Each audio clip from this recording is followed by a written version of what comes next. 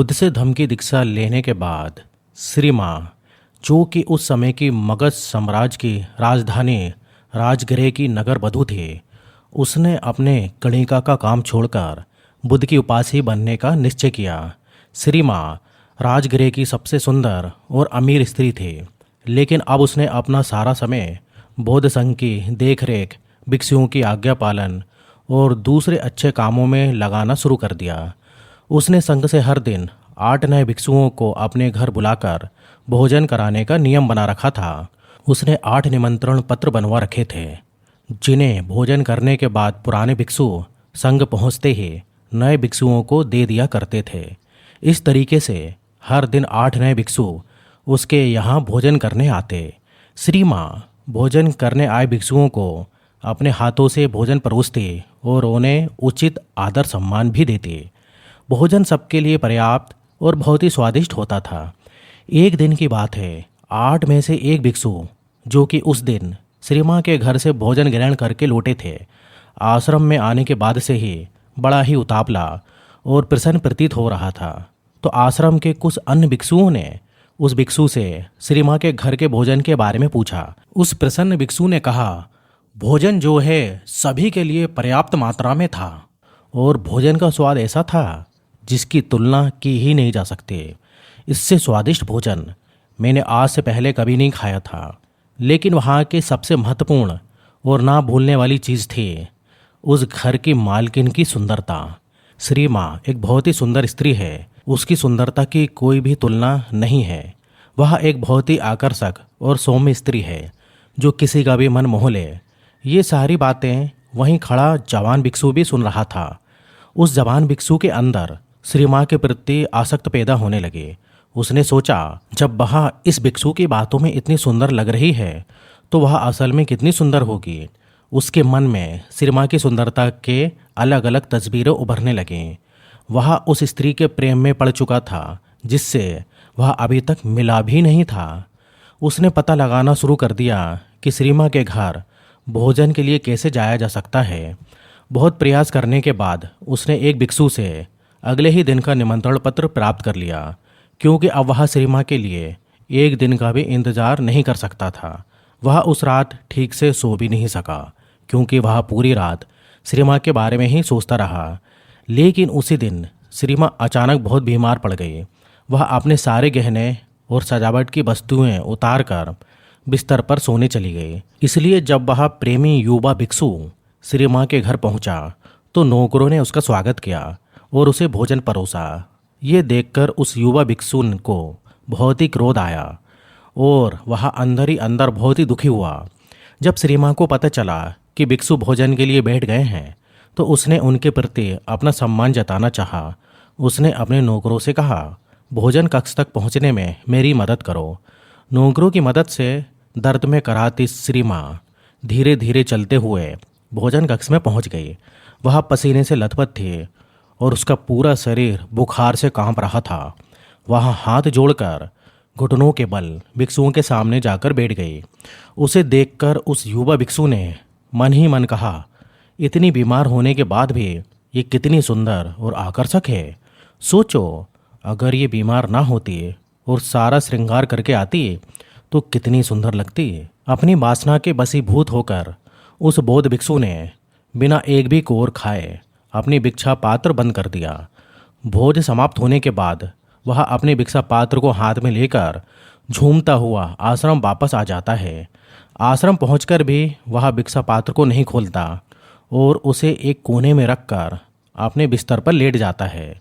उसके दिमाग में पूरे समय सिर्फ श्री माँ का वह खूबसूरत चेहरा ही घूम रहा था जो उसने भोजन कक्ष में देखा था। वह उसके बारे में जितना सोचता वो उसके लिए उतनी ही सुंदर होते जा रही थी। उसके कुछ मित्र भिक्षुओं ने उसे भोजन कराने का प्रयास किया, लेकिन वो सभी असफल रहे।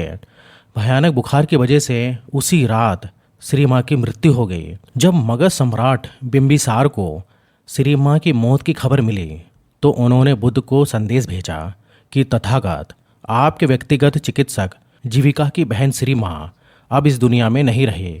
बुद्ध ने सम्राट बिंबिसार को वापस संदेश भेजा, मृत शरीर को जलाया ना जाए बल्कि उसे एक बड़े से मैदान में संभाल कर रखा जाए।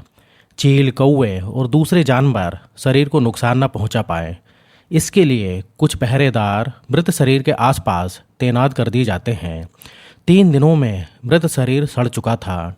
शरीर के फूलने की वजह से चमड़ी फट गई थी और उसमें से कीड़े निकलने लगे थे। आसपास का सारा वातावरण दुर्गंध में हो गया था। बुद्ध के कहे अनुसार सम्राट बिंबिसार ने पूरे नगर में ये घोषणा करवा दी कि कल सुबह राजगृह के सभी युवक पुरुषों को श्री मां के शरीर के अंतिम दर्शन करने राज मैदान में पहुंचना है, और जो भी व्यक्ति इस आदेश का पालन नहीं करेगा उस पर 8 सोने के सिक्कों का जुर्माना लगाया जाएगा। दूसरी तरफ उस युवा प्रेमी भिक्षु ने पिछले 4 दिनों से कुछ भी नहीं खाया था। उसके भिक्षा पात्र में रखा भोजन पूरी तरीके से सड़ चुका था और उसमें से कीड़े निकल रहे थे। उस भिक्षु का एक मित्र उसके पास आया और बोला, मित्र, बुद्ध श्री मां को देखने जा रहे हैं।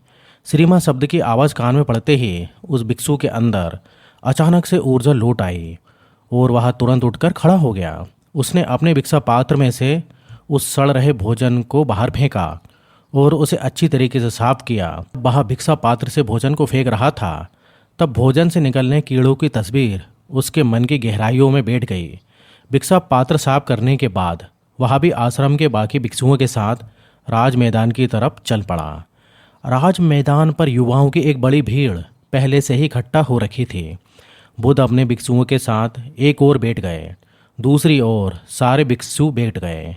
एक और सम्राट बिंबिसार अपने मंत्रियों और सैनिकों के साथ बैठ गए और उनके ठीक सामने राजगृह के सारे युवा और उनके पीछे नगर के बाकी जनता बैठी हुई थी जो बुद्ध में आस्था रखते थे। राज मैदान पूरी तरीके से शांत और गंभीरता से भरा हुआ था। तभी वहाँ की शांति को भंग करते हुए बुद्ध ने प्रश्न किया, सम्राट, ये सामने पड़ी मृत स्त्री कौन है? सम्राट ने उत्तर दिया, श्री मां, जीविका की बहन और राजगृह की नगर बधू। यह सुन बुद्ध ने कहा, श्री मां, राजगृह की नगर बधू, चलो अब सच्चाई का पता लगाते हैं। बुद्ध ने थोड़ा ऊंची आवाज़ में कहा, आप में से जो भी व्यक्ति 1000 सोने के सिक्के देगा वह श्री मां के साथ एक रात बिता सकता है। इतना कहकर बुद्ध भीड़ की तरफ देखने लगे। एक भी व्यक्ति ने अपना हाथ नहीं उठाया। बुद्ध ने फिर कहा, 500 सोने के सिक्के। अब भी सब चुप थे। 100 सोने के सिक्के। किसी की कोई प्रतिक्रिया नहीं आई। 50 सोने के सिक्के और चारों तरफ सन्नाटा था। सिर्फ 1 सोने का सिक्का। कोई प्रतिक्रिया नहीं आई। मुफ्त में अब भी किसी ने कोई इच्छा नहीं जताई। बुद्ध ने कहा, देखा भिक्षुओं, ये वही स्त्री है जो 4 दिन पहले तो नगर के हर पुरुष की चाहत थी। सब इसे अपनी इच्छा पूर्ति का साधन समझते थे। इसके साथ एक रात बिताने के लिए हजारों सोने के सिक्के देने को तैयार रहते थे। एक दूसरे को मरने मारने को रहते थे। लेकिन आज उसी नगर में उसी स्त्री के शरीर को कोई मुफ्त में लेने के लिए भी तैयार नहीं है। यही हर इंसान के शरीर के साथ होता है। हमारा ये शरीर अल्पकालिक और नाशवान है।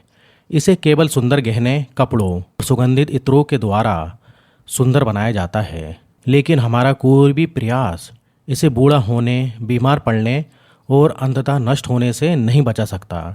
केवल मूर्ख ही अपने आप को कल्पनाओं से जोड़ते हैं और जो मलिन है उसे सुंदर और आकर्षक मानते हैं। भीड़ में बैठे उस बीमार युवक प्रेमी भिक्षु ने भी बुद्ध की ये सारी बातें सुनी। बुद्ध की ये बातें उसके दिल को चोट कर गईं। उसने सोचा, जब श्री मां जिंदा थी तो उसका शरीर कितना सुंदर और आकर्षक था, ठीक उस भोजन की भांति जो ताज़ा पकाकर उसे परोसा गया था। हालांकि समय के साथ उसके कटोरे में रखा भोजन सड़ गया और पूरा भिक्षा पात्र कीड़ों और मक्खियों से भर गया। इसी तरह जीवन ने श्री मां के शरीर को छोड़ दिया तो वह फूल गया, कीड़ों से भर गया। उसमें से तरल पदार्थ निकलने लगे और वह मक्खियों और दूसरे जीवों का आहार बन गया। अपने स्वयं के शरीर के बारे में विचार करने पर वह समझ गया कि वह अलग नहीं है। यहाँ तक कि इस दुनिया में कुछ भी उसके शरीर को बर्बाद होने से नहीं बचा सकता। इसलिए अपने शरीर और कल्पनाओं से लगाव रखना एक भ्रम मात्र है। इस नए ज्ञान के साथ वह अरहंत बन गया, यानी एक ऐसा मनुष्य जिसने अस्तित्व की यथार्थ प्रकृति का अंतर्ज्ञान प्राप्त कर लिया हो और जिसे निर्माण की प्राप्ति हो चुकी हो। तो मित्रों, कहानी इधर ही ख़त्म होती है। उम्मीद है कि आपको कहानी से कुछ सीख मिली होगी। तो वीडियो अच्छा लगे तो वीडियो को लाइक कर दीजिए, और इस टाइप से और भी वीडियो देखना है तो आप हमारे चैनल को सब्सक्राइब भी कर लीजिए। तो फिर मिलेंगे नेक्स्ट वीडियो में। जब तक आप अपना ध्यान रखिए। धन्यवाद।